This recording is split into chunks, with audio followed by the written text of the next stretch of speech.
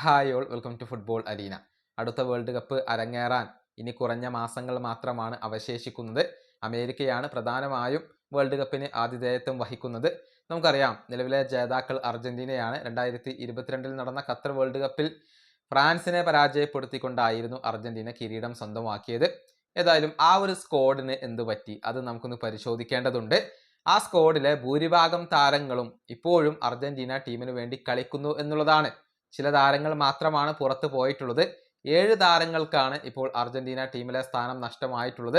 ബാക്കിയുള്ള 19 താരങ്ങൾക്കും ഇപ്പോൾ സ്ഥിരമായിക്കൊണ്ട് അവസരങ്ങൾ ലഭിക്കുന്നു, അല്ലെങ്കിൽ ടീമിൽ ഇടം ലഭിക്കുന്നു എന്നുള്ളതാണ്. ആകെ 26 താരങ്ങളായിരുന്നു ഉണ്ടായിരുന്നത്.